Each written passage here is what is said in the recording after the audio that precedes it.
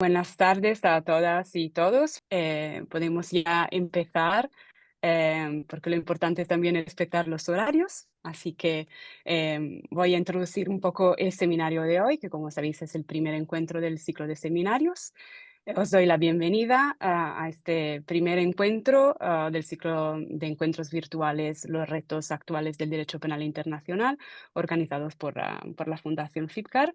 Desde FIPCAR la idea era, digamos, empujar un espacio de debate sobre la importancia, ¿no? Y los desafíos actuales del derecho penal internacional y crear un espacio para aprender, para debatir, para informarse a todos los niveles. Hoy tenemos el honor de contar con la presencia del profesor Carlos Gilcandia. En esta sesión el tema, como ya sabéis, será la Corte Penal Internacional, un tema de gran actualidad, en particular en las últimas semanas, en un contexto global que va cambiando, muy difícil, que encuentra desafíos importantes en que la Corte Penal Internacional, como sabemos, es un órgano que juega un papel importante en la lucha contra la impunidad y en el derecho penal internacional como herramienta para garantizar la rendición de cuenta, pero que en este momento está viviendo tiempos difíciles. Por lo tanto, hemos decidido empezar con este primer encuentro, con este tema tan importante. Algunas informaciones técnicas antes de dejar la palabra al ponente de hoy. Como ya sabéis, la duración de este encuentro será de 1 hora y media, es decir, que a las 7:30 terminará. Durante la exposición se podrán hacer preguntas a través del chat. La idea es poder, digamos, em, hacer una breve introducción de lo que es el tema y luego dejar abierto el debate, dejar abierta la posibilidad de hacer preguntas y de aprovechar de la posibilidad que tenemos a Carlos aquí para contestar a todas las dudas y cuestiones que puedan surgir. Entonces, dejo la palabra ya a Carlos. Antes de dejarte la palabra, una pequeña introducción. Carlos Gilgandia, profesor ayudante doctor de Derecho Internacional Público y Relaciones Internacionales en la Universidad de Las Palmas de Gran Canaria. Carlos ha desarrollado investigaciones y publicaciones sobre el funcionamiento de la Corte Penal Internacional y el derecho penal internacional en general, lo que, digamos, hace su contribución en este seminario de gran valor para el análisis de la situación actual de la Corte del derecho penal internacional. Sin más preámbulos, Carlos, te cedo la palabra y bienvenidos y nuevamente muchas gracias por acompañarnos hoy. Muchas gracias, Alexia. No te he escuchado mucho, pero como me he puesto los subtítulos, más o menos, así lo puedo ver y perdonen por la logística, a veces falla. En primer lugar, gracias a la directora Alexia por la invitación y a la Fundación Internacional Baltasar Garzón, a la que me uní con los concursos de Torres cuando era alumno, incluso después como doctorando, y ahora también ya, en este caso, como profesor. La temática de los seminarios, evidentemente, no solamente es atractiva desde el punto de vista intelectual, sino también en un modo vital por el momento que nos encontramos en las relaciones internacionales.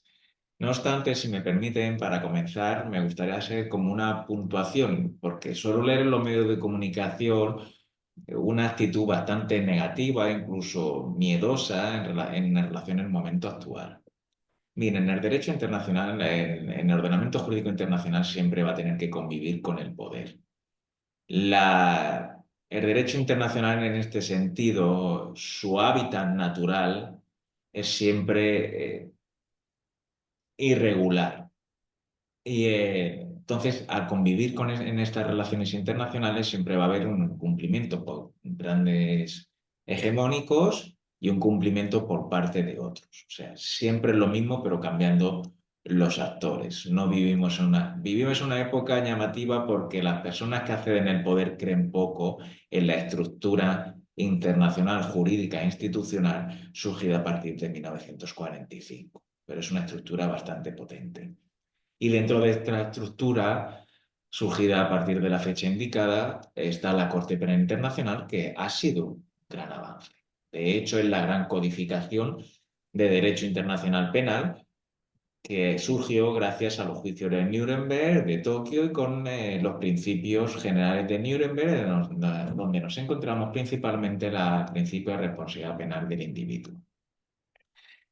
La Corte Penal Internacional actualmente, siempre que hay que retrotraernos un poco en la historia, va a estar siempre tensionada por la propia dinámica que es la rendición de cuentas versus el interés político de las grandes jerarquías, oligarquías políticas y también económicas. Cuando se adoptó el Estatuto de Roma, incluso antes de adoptarse, Estados Unidos pensaba, ya que vamos a hablar inevitablemente del gran hegemónico, pensaba que si la Corte, por ejemplo, fuera como los tribunales de la antigua Yugoslavia y de Ruanda, que fueron creados por el Consejo de Seguridad, podía utilizarlo como un instrumento de control, o al menos más sometido a Estados Unidos en tanto es miembro, como ustedes saben, del Consejo de Seguridad con derecho de veto y un miembro permanente. ¿Qué ocurre? Que luego la deriva fue diferente. No iba a ser un tribunal internacional penal creado por el Consejo de Seguridad, sino una conferencia intergubernamental que tuvo lugar en Roma, que derivó finalmente en un tratado multilateral. Estados Unidos, Israel e Irán, entre otros, también China, no así Rusia, que se abstuvo, votaron en contra de la adopción del Estatuto de Roma y de la Corte Penal Internacional. De hecho, cambió bastante la dinámica cuando fue firmado por Bill Clinton, que incluso ya algunos de los diplomáticos de Bill Clinton decían, vamos a tener cuidado con la Corte Penal Internacional en esta configuración, porque podrían juzgar a militares nuestros en otros territorios diferentes a Estados Unidos. Cuando llegó al poder George Bush, y antes de la entrada en vigor, intentó retirar la firma, pero no lo hizo porque así podrían negociar las reglas de procedimiento y prueba y por tanto de estar dentro todavía de la negociación y también del estatuto, las cuestiones que tuvieron que negociar. Luego, a la hora de entrar en vigor, no solamente retiró la firma de su antecesor, sino que se produjo una hostilidad activa pero masiva por parte del gobierno de George Bush y centrada principalmente en lo siguiente. La presión del Consejo de Seguridad en relación con la Corte Penal Internacional, porque tienen un vínculo en aquellas resoluciones que pudiera vetar o no Estados Unidos, la conclusión de tratados bilaterales de no extradición a la Corte de aquellos militares y ciudadanos estadounidenses, y esto les estoy hablando de principios del siglo XXI, y el establecimiento de una legislación interna que sancione a los desafectos y permita proteger eficazmente al personal civil y militar de Estados Unidos en el extranjero. Esta última legislación interna hay que ponerla de relieve con una aprobación de un proyecto que tuvo en enero del presente año en la Cámara de los Representantes en Estados Unidos, donde la mayoría es republicana, que vino a decir que va a perseguir y sancionar tanto a la Corte Penal Internacional como organización internacional, sino también a sus funcionarios en el caso de aquellas investigaciones que se abrieran contra el personal de Estados Unidos. Fíjense, un Estado que no forma parte de una organización internacional, que es un sujeto de derecho internacional, va a establecer este tipo de sanciones. En su día ya con la primera presidencia de Donald Trump se le retiró incluso el pasaporte o el visado, lo que fuere, a la fiscal de entonces, Fantoda Bensouda. Entonces, les digo esto porque no es algo novedoso, pero sí que cada vez se está recrudeciendo absolutamente más en este sentido la hostilidad de Estados Unidos y sobre todo porque ahora mismo gobierna Estados Unidos una persona que no cree en el multilateralismo ni en las organizaciones internacionales. Entonces, en este sentido, la actualidad de la Corte Penal Internacional, en cuanto a la hostilidad que les acabo de decir, porque si hablamos de Estados Unidos, hablamos también de Israel, de otros adláteres del mismo, se va a ver perjudicada. Aquí la Unión Europea, como el gran baluarte en su día de la Corte Penal Internacional, creo que tendría que decir algo. Pero la Unión Europea, y con permiso de la directora, intento siempre la libertad de cátedra, pues tiene una doble moral.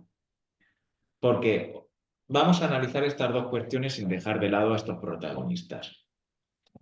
Los grandes desafíos que tiene la Corte, siempre uno es la financiación y el otro es su legitimidad y la eficacia de la misma.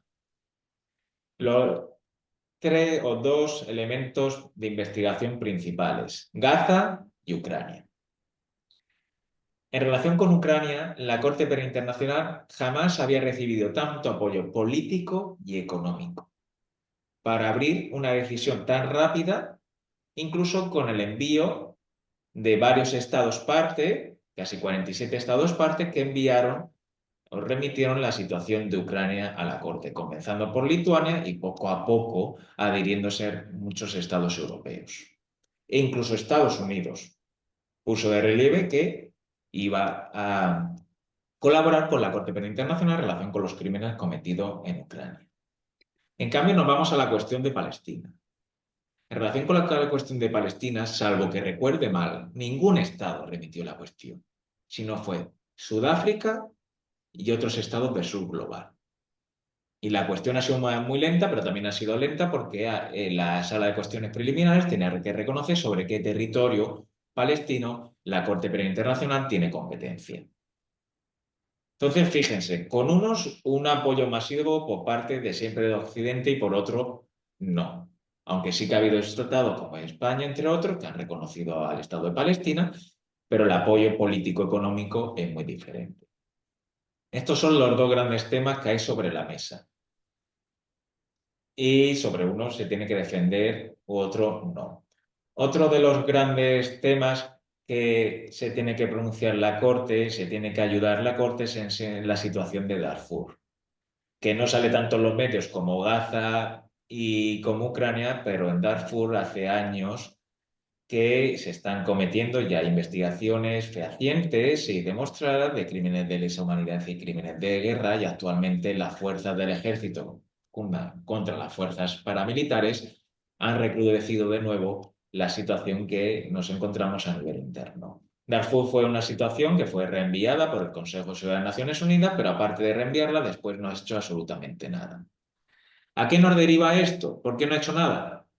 Por lo siguiente, que es otro de los males que pesa sobre la Corte Penal Internacional, que actualmente hay 3 casos activados, 27 y sobre la mesa 27 órdenes de detención y 4 condenados, de los cuales los 4 también están en situación, al menos 3, en el procedimiento de reparación. ¿Qué son las órdenes de detención? Ustedes saben que la Corte Penal Internacional no tiene una fuerza política propia, perdón, una fuerza judicial, una fuerza, en este caso, policial política.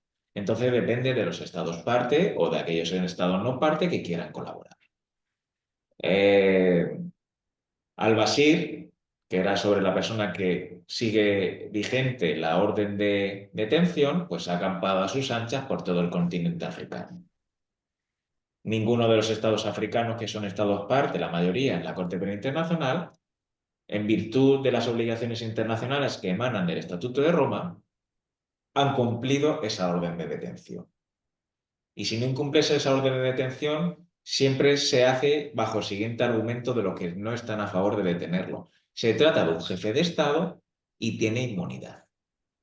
Desde el principio de responsabilidad penal, desde Nuremberg hasta en adelante con la cristalización en el Estatuto de Roma, si nos vamos al artículo 25, la inmunidad no tiene que jugar absolutamente como base, como argumento para no detener a esa persona. Porque en el caso de crímenes internacionales, la inmunidad es inexistente. ¿Por qué digo esto? Porque nos encontramos actualmente contra 2 jefes de Estado o primeros ministros sobre los que pesan 2 órdenes de reparación: Vladimir Putin y Netanyahu. Vladimir Putin el año pasado estuvo en Mongolia. Mongolia es un estado parte de la Corte Penal Internacional y no lo detuvo, bajo el argumento que les acabo de comentar de la existencia de inmunidad. La sala de cuestiones preliminares segunda, el 29 de noviembre del año pasado, vino a decir lo siguiente: Mongolia, tú como Estado parte has incumplido tu obligación de detener a esta persona y no solamente la obligación de detener, sino también de cooperar. Mongolia fue declarada por esta sala como incumplidora y su caso ha sido remitido para tratarlo en la Asamblea de Estados Parte y salvo que se haya pronunciado hace un par de horas, están trabajando sobre la cuestión. ¿Vale? Más, Netanyahu. Escucha los medios de comunicación. Estados Unidos incumple la obligación de detener a Netanyahu. Estados Unidos no es Estado parte y no tiene la obligación de detenerlo. Pero si Netanyahu, por ejemplo, viajara, porque se pronunció así el primer ministro actual de Polonia, a Polonia dijo no lo se va a detener o se puso un poco de lado. Polonia, como Estado parte de la Corte Penal Internacional, sí que tiene que detener a Netanyahu. Y si no lo hace, pesará sobre ella. Primero se tendrá que pronunciar la sala de cuestiones preliminares concreta y después se tratará la cuestión en el asunto, en la Asamblea de Estados Partes. Al hilo que lo que les acabo de decir en relación con Netanyahu o Putin o cualquier otro jefe de Estado, que son estos tres sobre los que versa, o los ministros de defensa en el caso israelí, o jamás cualquier persona de detención, yo me planteo incluso para abrir un debate posteriormente. Netanyahu no ha sido detenido porque está en suelo, en este caso, estadounidense. Pero me pregunto, ¿qué pasaría si entra a las instalaciones, por ejemplo, de las Naciones Unidas? En la Asamblea General de este próximo año en septiembre. Incluso si la ONU tratara de hacer cumplir la orden.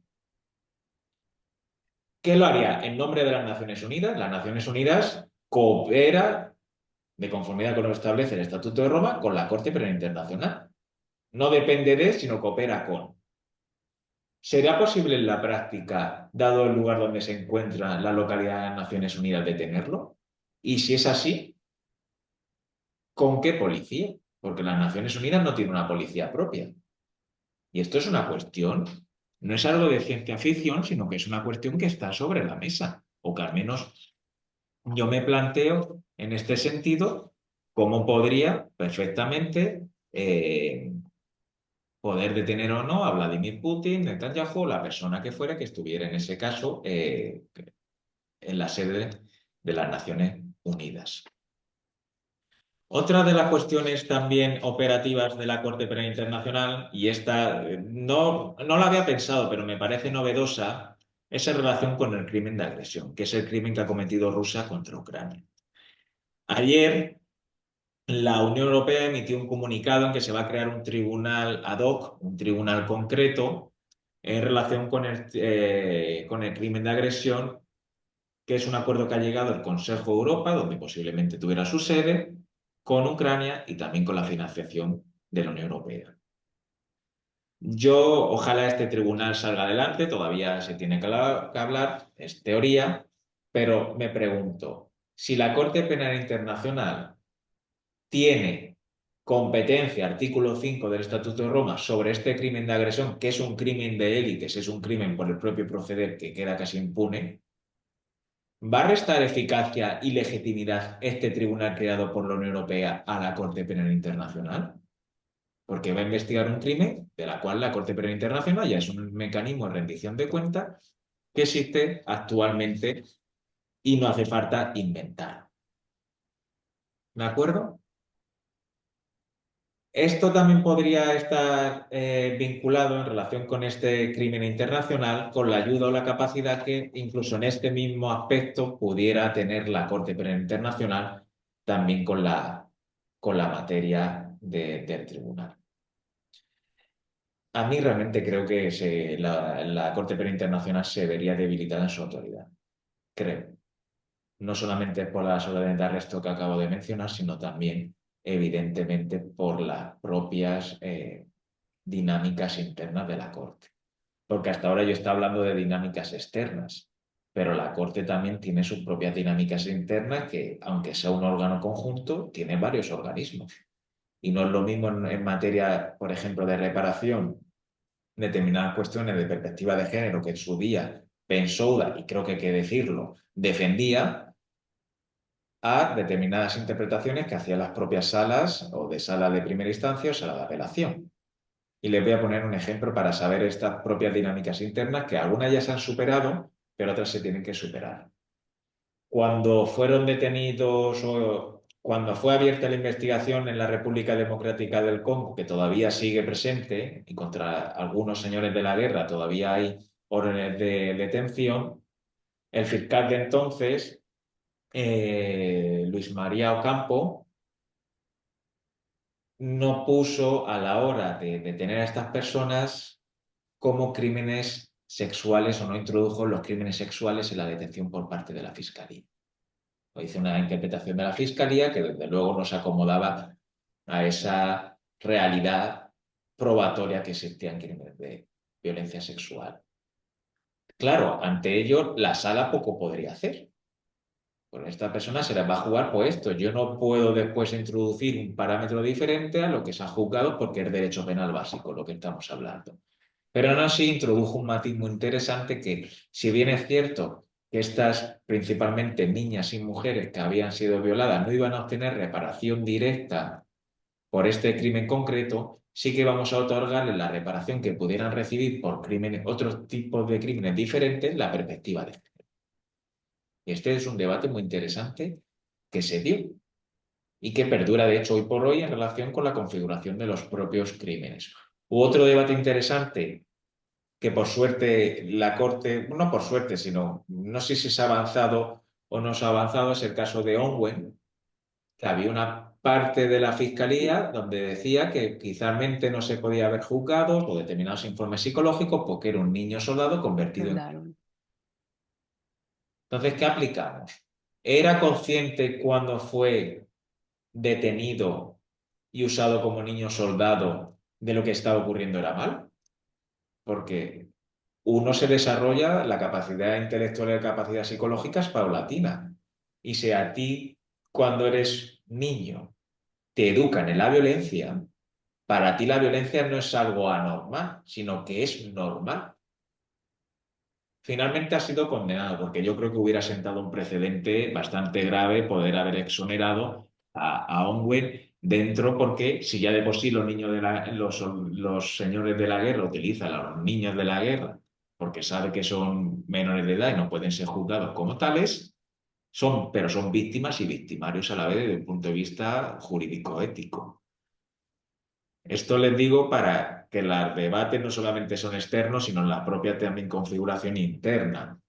O incluso para seguir esto de esta internidad de la Corte Penal Internacional, el fondo fiduciario al principio no se sabía qué foco iba a tener. Es un medio que depende de la Corte, que no depende de la Corte.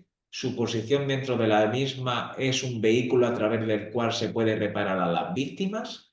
Y si es en este caso, es una reparación de carácter o naturaleza jurídica administrativa, porque es realmente un órgano que nosotros podemos donar dinero, o en su caso es un órgano que depende de, y en caso de insolvencia, que casi todos son insolventes, o da la casualidad que todos son insolventes, debe de asumir la asunción de reparación en este caso. Al final, en el caso de Luanga, más o menos se determinó que es un órgano administrativo independiente que tiene dos mandatos, la reparación administrativa cuando es una reparación voluntaria o en el caso de que actúe en insolvencia de los condenados, tiene una naturaleza de reparación judicial. Pero esto es un debate porque la Corte Penal Internacional, el Estatuto de Roma, entró en vigor el 1 de julio del año 2002 y empezó a trabajar a partir del año 2003 y les estoy hablando de sentencias de 2014 y 2015 en materia de reparación y de adelante, la primera de condena 2012. Entonces, es un órgano muy novedoso. Y en la pugna de la justicia internacional penal, de la jurisdicción internacional penal, siempre va a haber una pugna inevitablemente con lo que se llama poder, no con el famoso Leviatán, sino con personas concretas, porque los crímenes siendo dogmático, los crímenes lo cometen las personas, aunque Cansado Trindade también decía, y ahí yo estoy a favor de él, también los estados. Pero los estados, para que no se sientan ofendidos, dicen que cometen hechos ilícitos internacionales o vulneraciones de derechos humanos. Pero es una pugna, en este caso, que siempre va a existir. La diferencia de la Corte Penal Internacional con los juicios de Nuremberg es que no es un tribunal de los vencedores, Es un tribunal consensuado y que actualmente forman parte del mismo 124 estados porque el 1 de enero del presente año ya es Estado miembro de jure Ucrania. Ya entró en vigor el estatuto, en este caso, de Roma. De las debilidades que tiene la Corte, aparte de las órdenes de detención, que es muy grave por incumplimiento de los estados, es que hace falta fortalecer la asistencia del acuerdo además con estados. Y me explico. Cuando se detiene una persona o debe de cumplir prisión una persona, se realizan de determinados estados, por los motivos que fueren, tienen que realizar un acuerdo con la Corte. Lo ha hecho Reino Unido, lo ha hecho Francia, entre otros. La Corte para ello tiene que desplegar todo su potencial diplomático para, dentro de esa cooperación obligatoria con los estados, poder llevar a cabo este tipo de negociaciones con los acuerdos. La negociación por excelencia siempre va a ser la financiación, pero estos acuerdos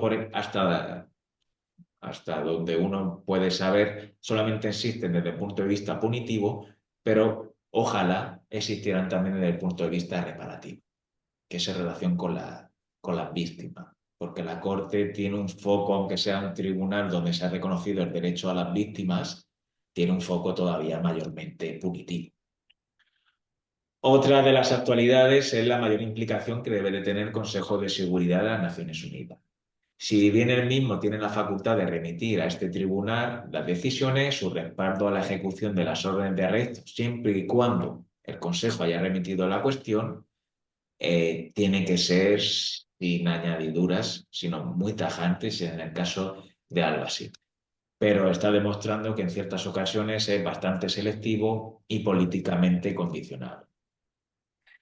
También se ha hablado, y este es un tema apasionante, y porque además hace poco lo he podido trabajar, que en la Corte existe el lawfare. La palabra de moda creo que de hace 5 años en adelante, tanto en el ámbito anglosajón como en el ámbito continental. Si uno lee los papers o capítulos de libros, lo que quieran, por ejemplo, escritos por ciertos académicos o vinculados con Israel o con otros estados, dicen que la Corte Penal comete el lawfare, porque es cierto que se ha judicializado, las guerras se judicializan, pero si hay la presunción o si hay un presunto comisión de un crimen internacional, es una estrategia judicial muy válida. Diferente es el uso tergiversado que se haga de esa estrategia judicial para perseguir a una persona concreta sobre el que posiblemente no hay ninguna prueba. Yo considero que la Corte no hay lawfare, para nada. El lawfare puede venir externo por parte de quienes pueden remitir una situación o interno. Imaginemos el fiscal de la Corte, por lo que fuera, abre una investigación contra una persona concreta donde las pruebas son bastante laxas. Pero de momento, hoy por hoy, 6 de febrero del año 2025, yo dudo mucho mi argumentación que haya lawfare, sino estrategias judiciales de la posible comisión de un crimen en virtud del cual la Corte Penal Internacional tiene competencia y se investiga. Sin más, pero es una de las actualidades que hay. Otra de las cuestiones, por ejemplo, actuales de la Corte, y así les amplío también en la mirada más allá de los estados o determinados grupos, es que la Corte cada vez busca más movilización de la sociedad civil y de organizaciones, en este caso regionales, sobre todo a la hora de buscar financiación y sobre todo a la hora de poder hablar no solamente a las víctimas, porque tengan en cuenta que la clase de comisión de crímenes internacionales que la Corte Penal Internacional conoce, no existe solamente la víctima individual, sino la víctima colectiva puede ser un pueblo. En el caso de genocidio es un pueblo. Entonces, hace mucho trabajo de campo la Corte, muchísimo, y hay quien más las ayuda en la sociedad civil, porque hay determinados territorios a la hora de reparar las víctimas o a la hora de detener que la Corte necesita el permiso de ese Estado para acudir al territorio.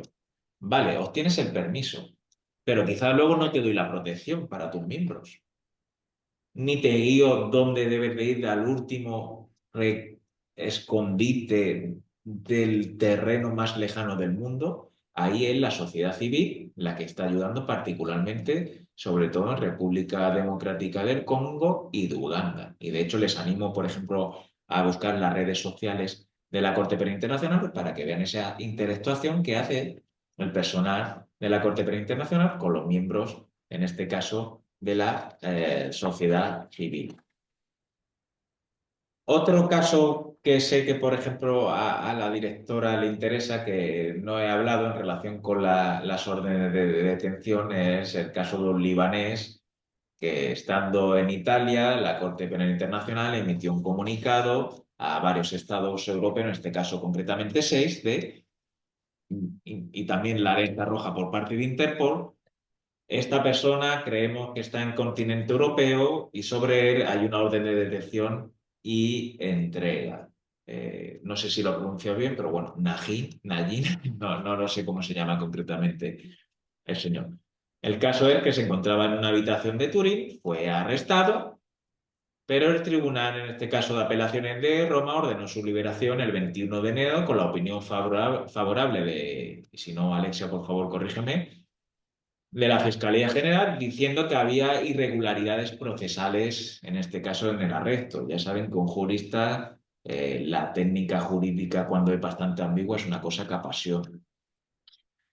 ¿Qué ocurre? Que bueno, finalmente fue enviado rápidamente de regreso a Libia en un avión del gobierno italiano. Según el comunicado de prensa que hasta ahora mismo ha hecho la Corte Penal Internacional, la Corte tiene que verificar con las autoridades italianas los pasos, por qué se han dado esos pasos y los siguientes pasos que se deben de dar. Pero Libia, desde la caída de Gaddafi, tengan en cuenta que es un estado fallido y dudo mucho que ahí la Corte Penal Internacional pueda hacer algo en relación con esta persona. Lo que también les quiero transmitir, que salvo que se demuestre algo muy contrario, lo que han hecho las autoridades italianas en este caso, bajo el argumento de errores procesales, puede sentar un precedente bastante grave. Sobre todo también con las declaraciones del Ministerio de Justicia, bajo el mantra de siempre autorogándose como víctima, en este caso, el gobierno italiano. Y claro, uno puede pensar, ¿y por qué habrá hecho esto Italia? ¿Porque el actual gobierno se oponga también a un sistema multilateral? Puede ser. Pasa que no es lo mismo si formas parte de la Unión Europea que si estás fuera de la Unión Europea en cuanto a las dinámicas internas de apoyo al multilateralismo y al derecho internacional público. Pero uno puede recordar que en la última década Italia ha externalizado el control migratorio. Y este control migratorio sobre todo en relación con Libia. Y ha sido señalado en varios informes y comunicaciones de la Corte a la Corte Penal Internacional en relación con Italia como posible coautora de crímenes contra migrantes o vulneraciones de derechos humanos en el Mediterráneo.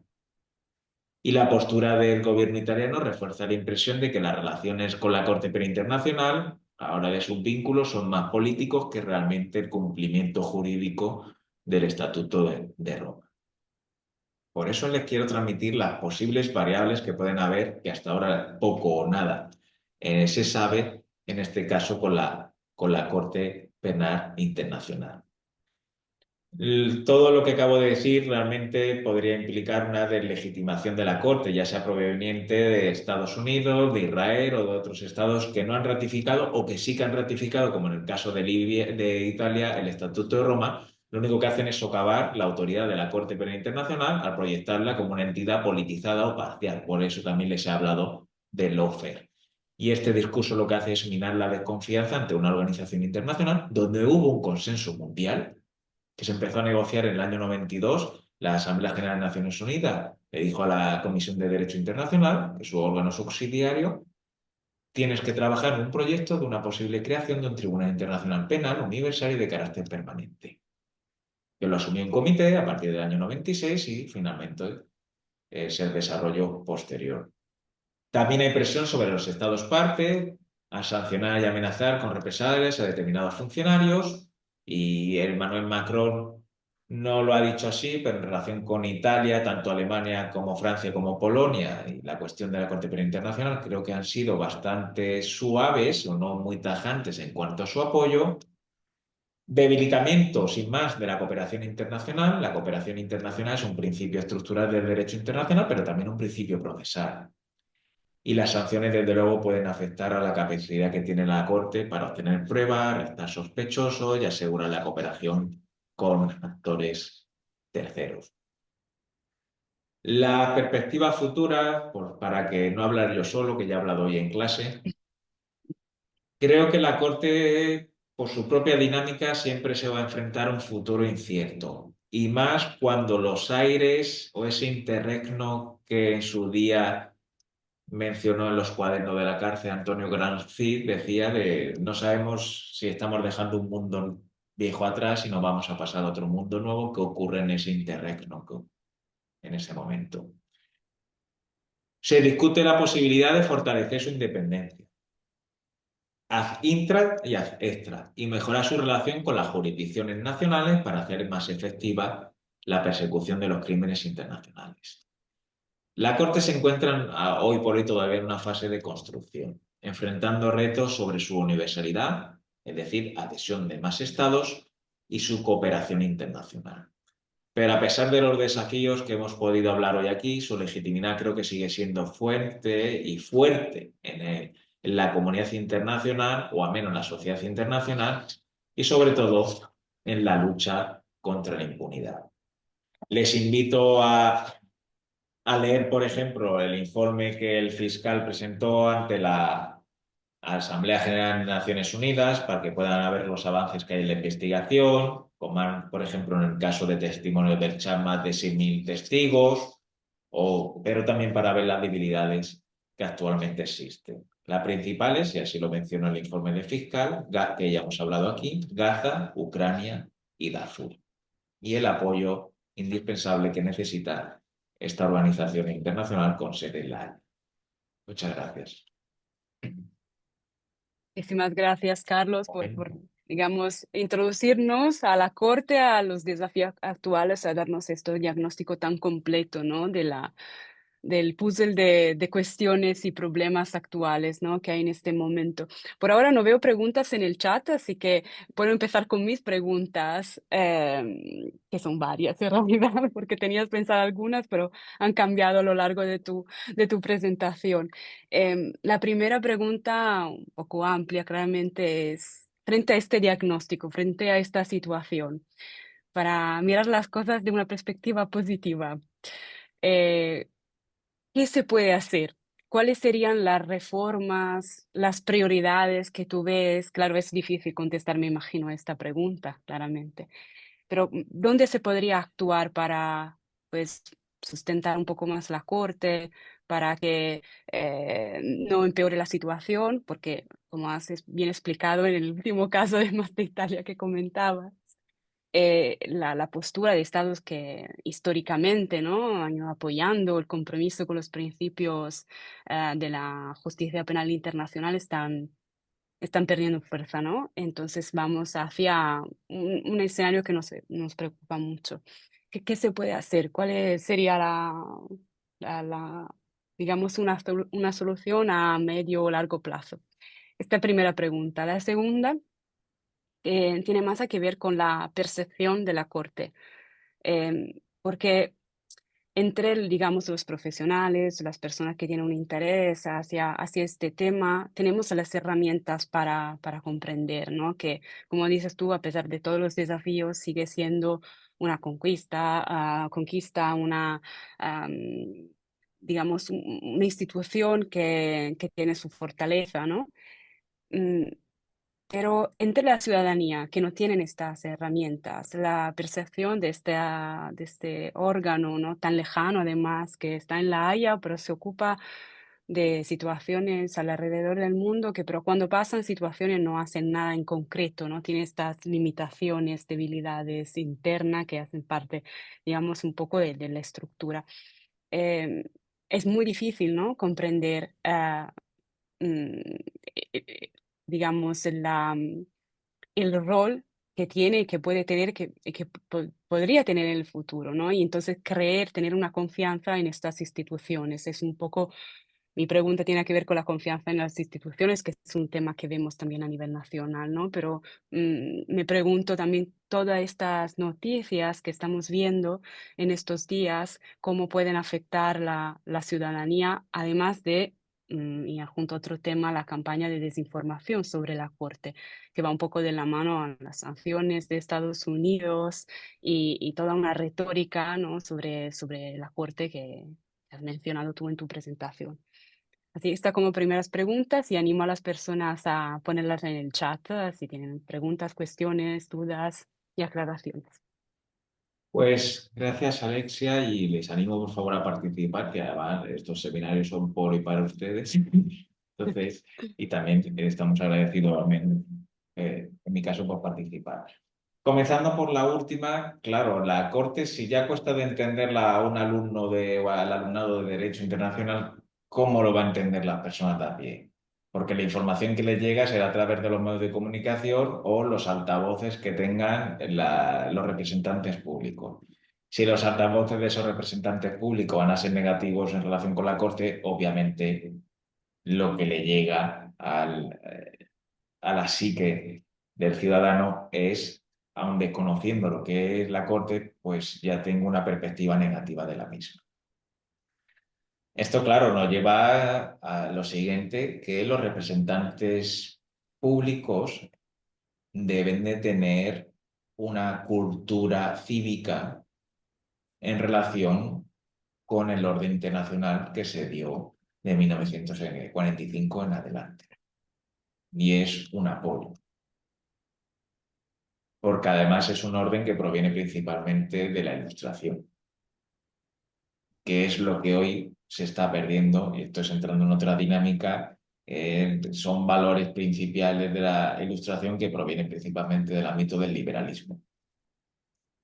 Entonces, la Corte en este aspecto, y es consciente por los informes de la propia fiscal, de la Asamblea de estas dos partes y del presidente, que tiene que hacer más en cuanto a la difusión de su imagen para la ciudadanía.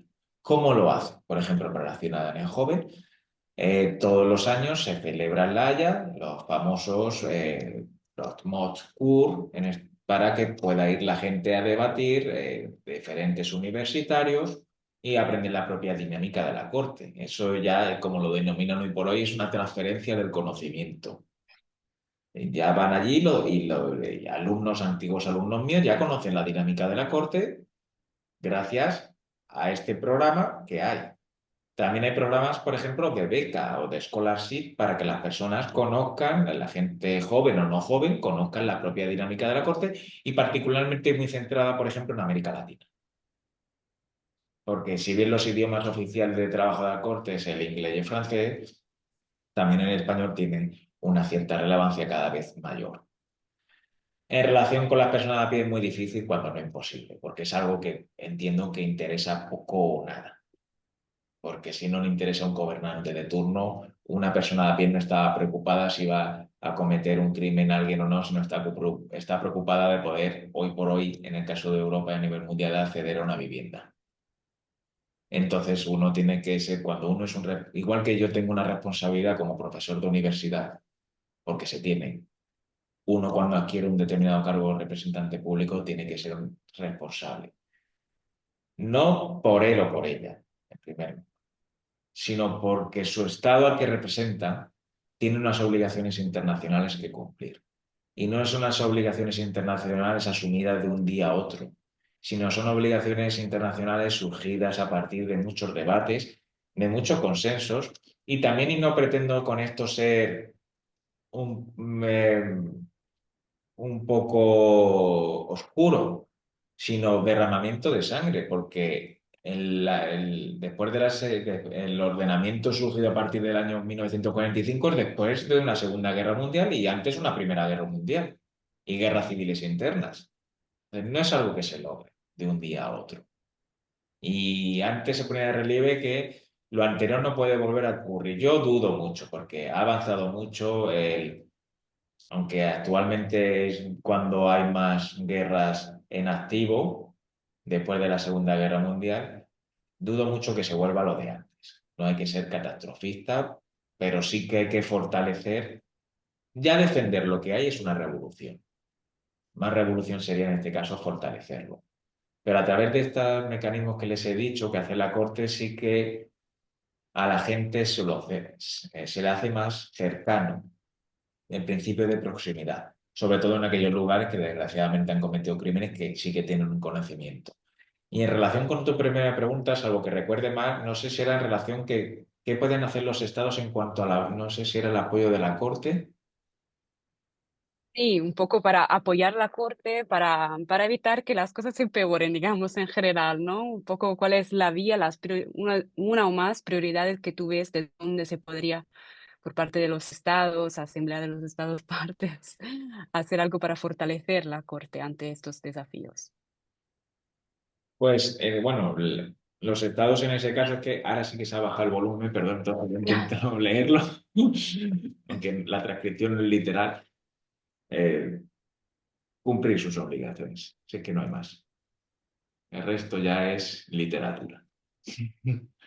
Y no sé si ha habido, si hay algunas. Sí, hay dos preguntas. No sé si tú las puedes ver desde en tu pantalla, si no te las puedo leer yo.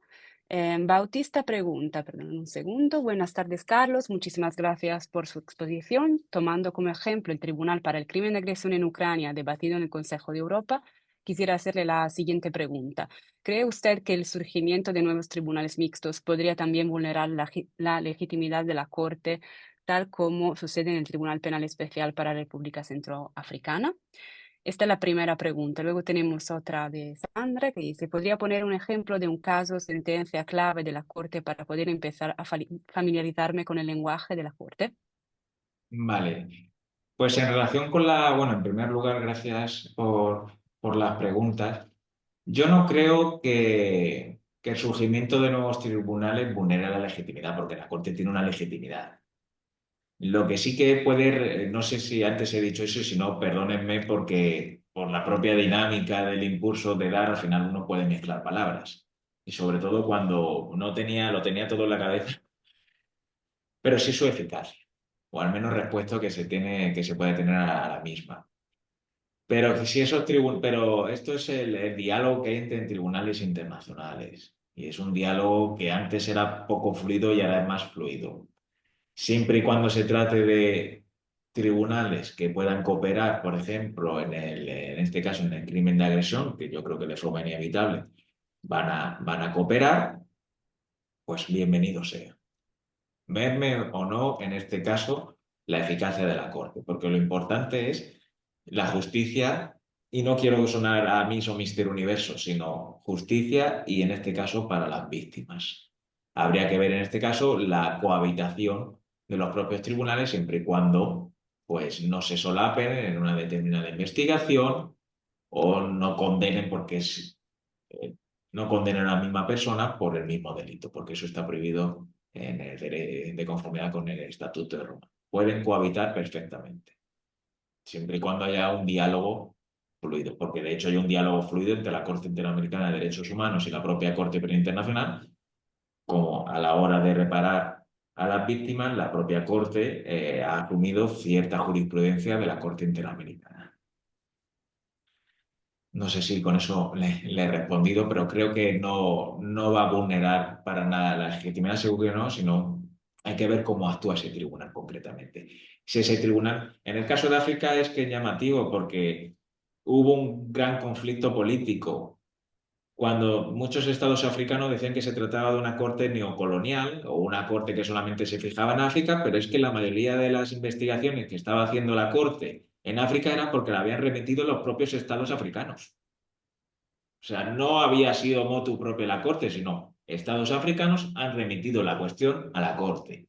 Aquí mi lectura es la siguiente. Como se dieron cuenta que la Corte funcionaba, lenta pero funciona, pues supongo que determinadas personas dijeron, ostras, que la Corte hay que tenerla en serio.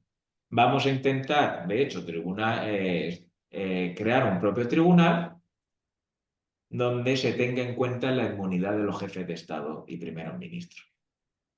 Entonces ahí puede haber una lectura, no hace falta secundaria, sino primaria, de por dónde iban en este aspecto el camino. Un ejemplo de una sentencia clave para conocer o familiarizarse con el lenguaje de la Corte, pues depende.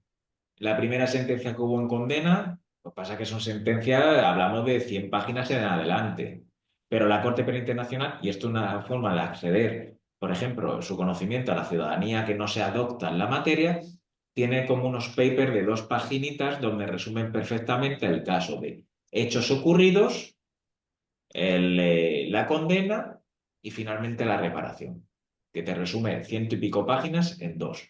Yo le invito a leer el caso Lubanga, porque por una cuestión histórica. Cuándo fue la condena y después cuándo fue, en este caso, la reparación. Además, la web de la Corte, que tiene un año así, que la renovaron, es bastante intuitiva. La Corte se ha dividido, por un lado, en casos y por otro lado, en situaciones. Las situaciones se agrupa lo que es al Estado o al hecho ocurrido y luego el caso ya es a la persona de forma independiente. Y si no, pues mire, le animo, está mi email vía público, me puede escribir, siempre es encantado ayudar a las personas. Gracias, Carlos. Tenemos otra pregunta, la leo. Buenas tardes, Carlos, por parte de Romina. Muchas gracias por tu exposición. ¿Podrías ampliar la relación entre el liberalismo y la falta de legitimación en la Corte Penal Internacional y las instituciones de derecho internacional en general? Bueno, cuando he mencionado al liberalismo no me refería en relación con la falta de legitimación en la Corte, sino que determinados principios liberales, como es, por ejemplo, el imperio de la ley, y si hablamos del imperio de la ley, estamos hablando de respeto a las propias instituciones. Hoy por hoy, y creo que lo estamos viendo con determinados presidentes del gobierno, primeros ministros, está en decaída. Entonces nos vamos a otra época diferente, que era cuando no se creían las instituciones, o al menos creíamos en las instituciones del más fuerte, que es lo que creo que está demostrando Donald Trump. De no voy a defender el multilateralismo de las Naciones Unidas, sino que voy a defender, en este caso, una posición mía. Luego está la dinámica interna de los poderes de los check and balance en Estados Unidos, que no es todo en este caso, sino la defensa de las propias instituciones y por eso me refería en relación con el liberalismo, pues sobre todo más inglés, entre otros, surgidos en este caso, en adelante. Perfecto. Tenemos otra pregunta por parte de Sandra. Dice, quizás es una pregunta un poco básica, pero no entiendo muy bien la orden de detención contra Netanyahu y compañía. Si Israel no ha ratificado el Estatuto de Roma, lo podría explicar brevemente. Sí, Israel ciertamente no forma parte del Estatuto de Roma, pero sí que ha cometido el líder de Israel crímenes en un territorio cuyo Estado sí que forma parte del Estatuto de Roma, que en este caso es Palestina.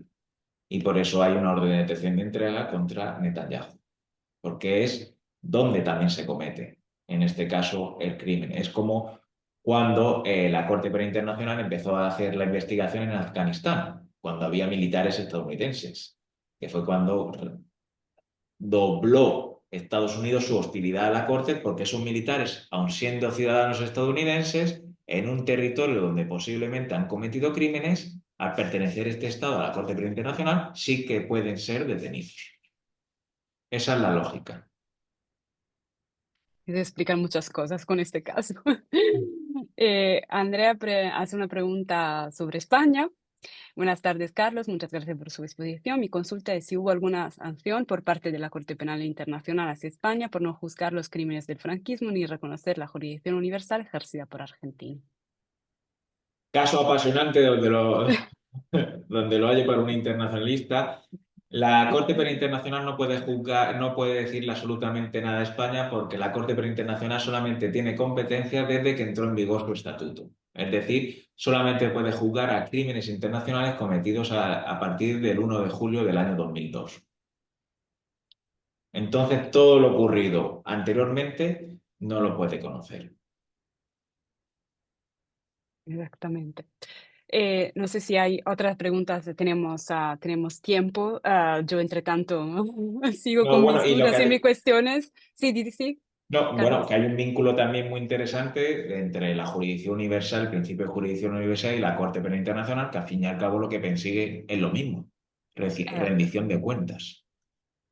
Pero por decirle solamente una determinada cuestión, si es un tema que le interesa, le recomiendo que lea los informes, tanto en su día de Pablo de Grave como después de mi buen amigo Fabián Salvioli, Bien. profesor de Derechos Humanos en la Universidad de La Plata, en Argentina, sobre esta cuestión, que han sido relatores especiales para la justicia, la verdad y la garantía de no repetición, en este caso en el marco de Naciones Unidas, donde son muy interesantes porque ponen de relieve qué ley concreta, que es la ley de amnistía, el año 77, qué obligaciones internacionales posiblemente incumple España en ese aspecto y después, qué dinámicas internas, aunque ahí no se deben de meter y no lo hacen, pero qué dinámicas internas pueden existir en determinadas partes o determinadas esferas o estructuras del Estado que tienen una cultura que creo que deben de cambiar, una cultura jurídica. Referencias interesantes y que hemos utilizado en muchos proyectos de las iniciativas de la Fundación y que están a la base de la Ley de Memoria Democrática, además, ¿no? Hablando de España, estamos en Europa. La pregunta que tenía yo un poco está vinculada a la situación de Ucrania, lo que estamos hablando antes, y algo que se ha verificado con Ucrania ha sido una primera forma de colaboración entre la Corte y Eurojust, que es un organismo de la Unión Europea de cooperación judicial. ¿Cómo lo podemos interpretar? ¿No es un paso hacia pues, una verdadera cooperación que puede llevar también a reforzar el interés de los estados? ¿O nuevamente estamos en una situación, como decías antes, ¿no? De situaciones diferentes con pesos diferentes? ¿Has dicho en relación, como sea, en relación con Ucrania? Sí, sí, sí, Hombre, en sí. relación con Ucrania es el ejemplo de la mejor cooperación que existe. O sea, ahí nos podemos dar cuenta que si los actores internacionales quieren una determinada situación, funciona todo, porque hay apoyo político. Y si hay apoyo político, hay fortalecimiento de una determinada institución. Y ese fortalecimiento de la institución no solamente por apoyo político, sino también, y esto es un ejemplo paradigmático, las donaciones en relación con la investigación de Ucrania, las donaciones privadas que se hace directamente a la Corte o al fondo fiduciario, se incrementaron.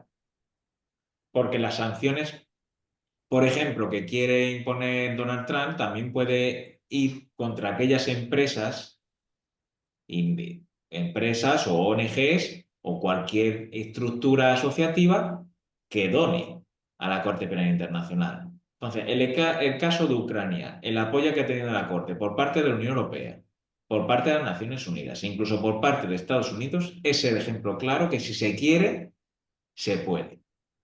Y de forma rápida. Y no es sencillo investigar en un territorio donde todavía se está en guerra.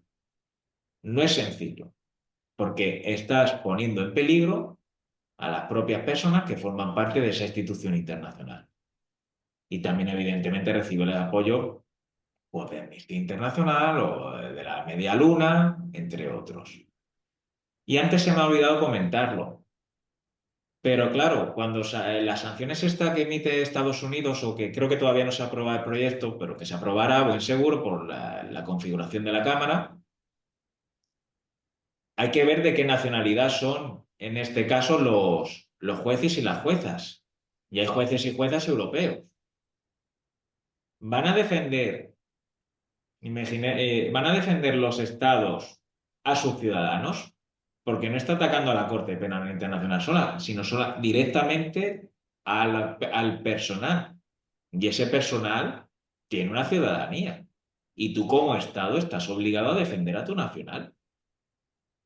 ¿Vas a salir a defender a tu nacional? ¿Estado? ¿Sí o no? Y esto tendremos que verlo, a ver si finalmente se aprueba si en este caso los estados van a defenderlo. Muy buena pregunta para el futuro. María Paula pregunta, buenas tardes, Carlos y Alessia. En el caso mexicano, como país miembro de la Corte, ¿qué es lo que tendría que ocurrir para que se abra un caso referente a los miles de casos de desaparición forzada por parte del Estado en conjunto con el crimen organizado como crímenes de lesa humanidad? Estoy leyendo un libro donde se argumenta que se trata de crímenes de lesa humanidad, entonces entendería que entra en la competencia de la Corte.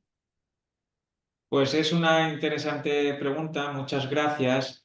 La jurisdicción de la Corte es complementaria a las jurisdicciones nacionales, es decir, la asunción de la responsabilidad primaria y primordial de investigar, condenar y reparar los posibles crímenes cometidos no es de la Corte, sino de la jurisdicción interna de un Estado.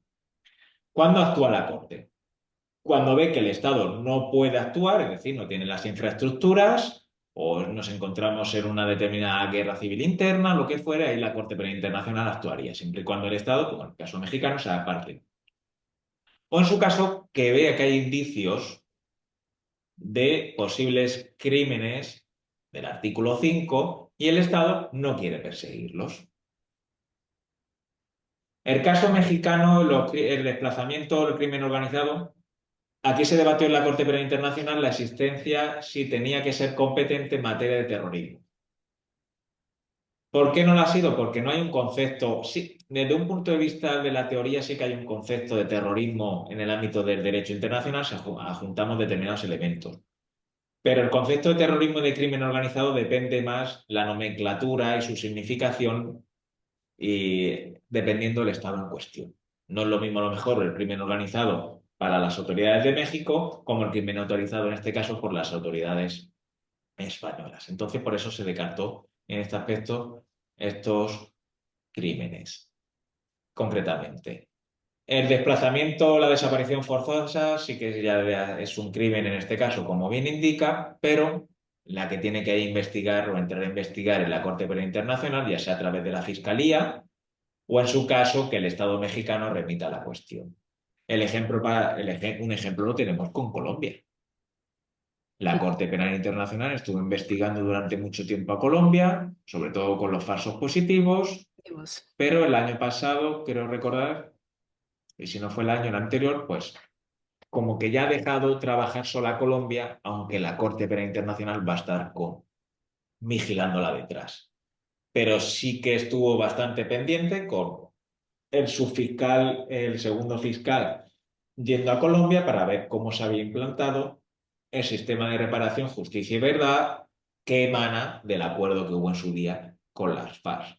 Pero en este caso en México o remite la situación el Estado mexicano y evidentemente las desapariciones forzadas en cualquier informe de las Naciones Unidas o cualquier informe de la Organización de Estados Americanos es algo que perdura ya en el tiempo, que ya forma casi parte de la identidad de México, o en su caso, si viera indicios de extrema gravedad y que pase el baremo, porque la Fiscalía al fin y al cabo tiene un baremo, no puede ir a todo, sino tiene que pasar un test, en este caso el test de la complementariedad, podría indagar en el mismo. Posibilidades hay. Otra cosa es que haya voluntad, no en el caso de la Fiscalía, sino en el caso de las autoridades mexicanas. Pero, ojo con ello, esto es en cuanto a la complementariedad en sí, pero la complementariedad activa también implica que cuando un Estado forma parte de la Corte Penal Internacional, tiene que adecuar su legislación interna al Estatuto de Roma. Aquí en España se tuvo que aprobar una ley orgánica en este caso, en relación con el Estatuto de Roma y de cooperación, y todos los países miembros han hecho lo mismo. Pero no solamente tienen que modificar su legislación interna para adecuarla, sino también se debe de actuar de conformidad con las obligaciones que emanan del Estatuto de Roma, y es la rendición de cuentas a nivel interno.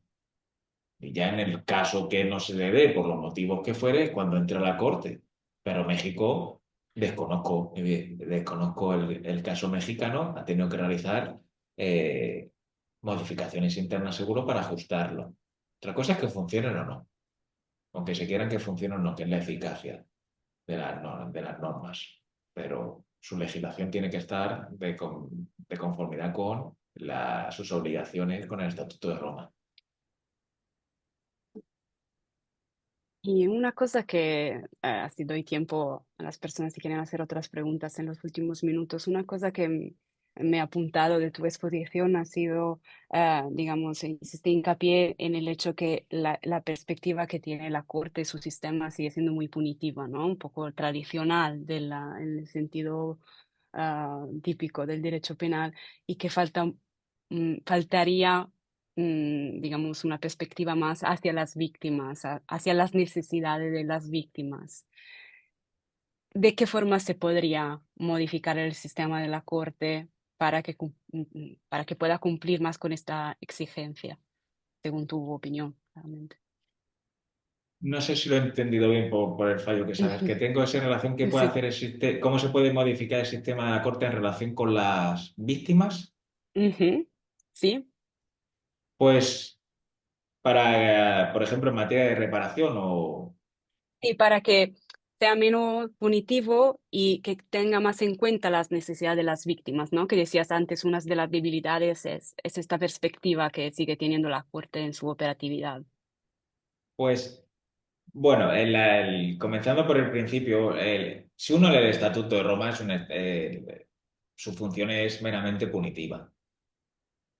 ¿Qué ocurre? Que la jurisprudencia de Lubanga, la primera Ujú, sentencia que hubo de reparación, puso de relieve en un párrafo que la justicia de la Corte debe de ir más allá de la punitiva, pero no expresaba concretamente el nombre. Se entendió por la literatura académica y también por el propio proceder de la Corte que esa justicia ir más allá de la punitiva es la restaurativa. ¿Qué diferencia hay? La punitiva, el centro, esto es como un cuadro o como el infrafronte de una catedral. Depende de donde te fijes, se puede mirar el todo o la importancia más dependiendo la luz o lo que fuere. La perspectiva de la punitiva es, en el centro, es el reo y el hecho criminal. Aunque la pareja criminal es víctima-victimario, pero la víctima no existe como tal, como sujeto activo. La restaurativa, que es que yo en el centro de la justicia pongo a la víctima y a su daño, al daño sufrido. Pero para ello, no solamente le tengo que reconocer derechos a la víctima, como en este caso es el derecho a la reparación, que fue realmente reconocido por la jurisprudencia, no así por el Estatuto de Roma. O al menos yo defiendo eso. Cuando yo le reconozco este derecho a la reparación a la víctima, evidentemente la víctima tiene que tener una cabida procesal más activa, que no sea un mero testigo o un mero sujeto pasivo, que es lo que ocurría con Nuremberg, que es lo que ocurría con Yugoslavia y que es lo que ocurría con Roma, con Roma, con Ruanda. De hecho, les animo a ver y que vean las comparativas, que siempre me gusta hacer comparativas, en este caso, la película de los juicios de Nuremberg de Stanley Kramer. En esa película el foco de atención no es la víctima no existe, son los reos y el fiscal y el juez, que obviamente era la presidía un norteamericano en la película, con su oratoria. Claro, hablamos de los años 60. Vamos a una película posterior que refleje, por ejemplo, la comisión de grandes crímenes. Argentina, 1985. En esa película, el desencadenante muy importante son no solamente los testigos, sino la voz de las víctimas. Para que vean el cambio que se está haciendo. Incluso esa voz de las víctimas lo que permite que una defensora de Videla cambie su narrativa en relación con lo verdaderamente ocurrido. La Corte Penal Internacional introduce entonces este reconocimiento del derecho a la reparación y también la actitud activa del sujeto victimario, perdón, víctima, a través de los representantes legales. Pero se olvida, y esto viene la posible modificación, que ojalá lo hubiera, de si no hay condena, por ejemplo, en la Corte Penal Internacional, no hay reparación de la víctima. La reparación depende de la condena del reo, porque yo no voy a otorgarle a la víctima una reparación si no hay condenado, o al menos una reparación judicial, pero sí en este caso administrativa. Pero claro, dices, si la justicia restaurativa implica poner en el centro a la víctima, y la víctima solamente pues, hace como un proceso judicial normal, un enfrentamiento entre partes. ¿Dónde está su voz? Aquí es donde la Corte creo que no sé si haría falta la modificación del estatuto, pero si los jueces interpretaran pro víctima el estatuto, podrían incluir mecanismos de justicia restaurativa, como puede ser la famosa mediación, o como puede ser, en este caso, lo que se conoce como sentencias en círculo, que es hablar víctima y victimario, incluso la víctima colectiva, el pueblo, y a través de ese diálogo, siempre y cuando las partes quieran, tiene que ser un diálogo, un careo cara a cara voluntario, poder como emitir una sentencia de reparación de, vale, vamos a ver de qué forma puedo repararlo, que después tendrían que ser esa sentencia o esa decisión aplicada si la quiere seguir, porque la última la sigue teniendo el juez, en este caso el juez. Esos mecanismos no existen. Porque además la función reparativa de la justicia restaurativa implica no solamente la reparación del daño de la víctima, sino la reconciliación entre las partes. Yo creo que la Corte, en tanto función punitiva clásica que tiene la oportunidad de promover una función de carácter restaurativo, sin olvidar esa parte muy importante reconciliadora. Pero claro, uno puede imaginar, ostras, pero para reconciliar hace falta ir más allá de la Haya. Ahí es donde entra el trabajo que hace de campo el Fondo Fiduciario de las Víctimas y las organizaciones locales que se apoyan en el mismo. Es un trabajo arduo, pero se podría crear grupos de diálogo entre víctimas y victimarios de forma voluntaria, con la aquiescencia y la participación activa de las autoridades locales y que no solamente sea una jerarquía, sino sea una horizontalidad. Y poco a poco promover, en este caso, la reconciliación. Porque tengan en cuenta una cosa, lo que se da en la Corte Penal Internacional a ser un proceso judicial es una verdad probatoria, una verdad judicial. Esto que les acabo de decir creo que podría crear una verdad real entre las partes, que es lo que hace tiempo desde el punto de vista de la ciencia política se conoce como el famoso relato, pero que no sea un relato impuesto, sino que sea un relato consensuado. Esto implica también lo que en las Cortes de Derechos Humanos, o sobre todo la Corte Interamericana de Derechos Humanos, y el proyecto de 2001 de la CDI, de la Comisión de Derecho Internacional en materia de reparación, se denomina como garantías de no repetición. ¿Qué hacer con un pasado sucio? Esa es la respuesta. Hacer que en lo posible haya justicia, verdad y reparación, pero también reconciliación, porque solamente a través de la reconciliación sí que puede haber una paz duradera, porque es un relato, para utilizar esta expresión, que se ha construido de forma conjunta entre víctimas y victimarios, no un relato impuesto por los ganadores a través de la historia, ni un dato impuesto en este caso, sino entre los oprimidos y entre los ganadores, que es algo que lo podemos aplicar a la historia incluso. No sé si te La responde. historia de España, a la historia de España también, ¿no? Y de ahí surge la memoria, como Fabián Salvioni nos recuerda, ¿no? El quinto pilar de la justicia transicional y la importancia que sigue teniendo, ¿no? Yo de verdad tengo una última pregunta. Veo que no hay más preguntas en el chat, así que terminaría con esta. Em, ¿Qué modificaciones cree que serían necesarias en el Estatuto de Roma? Una o dos modificaciones necesarias que sería importante ver para, digamos, mejorar el funcionamiento de la Corte, si hay. Pues claro, hay que mejorar el funcionamiento como hay tantas cosas, pero así, grosso modo que me viene a la cabeza, en lo último que acabo de decir, poner exclusivamente que la Corte tiene una justicia, una función punitiva y restaurativa, pero ponerlo expresamente. Y luego en el Estatuto de Roma, si no en el Estatuto, en algo que sea anexo al Estatuto, que también tiene naturaleza jurídica de tratado, un porcentaje exclusivo de, de la financiación que tienen que hacer los estados. Porque con ese porcentaje habría menos variables. un porcentaje también alto. Para dejar, no, tú tienes que destinar una parte de tu presupuesto a esto. Y este presupuesto concretamente es este porcentaje. Porque si existen otras organizaciones internacionales en sí, pero ponerlo con naturaleza jurídica, en este caso, de tratado. Eso, grosso modo. Bueno, luego también podría ser mecanismo de incumplimiento, no dejarlo a la Asamblea de Estados parte, sino mecanismo de incumplimiento. Dos mecanismos de incumplimiento por excelencia, o quitarle el voto, el voz, que se suele hacer, o en su caso expulsión de la Corte. Pero es que a lo mejor algunos quieren la expulsión de la Corte. Sí. A lo mejor no es un castigo, sino es un... Sí, sí, sí. Bueno, tendría muchas más preguntas y creo que las personas también, pero a lo mejor la dejamos para otra vez. Te agradezco nuevamente tu disponibilidad. Eh, Ha sido muy, muy interesante y agradezco a las personas que han estado aquí en una hora y media, de un jueves por la tarde a escucharnos y nos vemos, en el segundo encuentro de la próxima semana y nuevamente muchas gracias, Carlos. Muchas gracias, Alexia, a la Fundación Internacional Baltasar Garzón y sobre todo a las personas que nos han acompañado hoy por la oportunidad. Muchas gracias. Muchas gracias.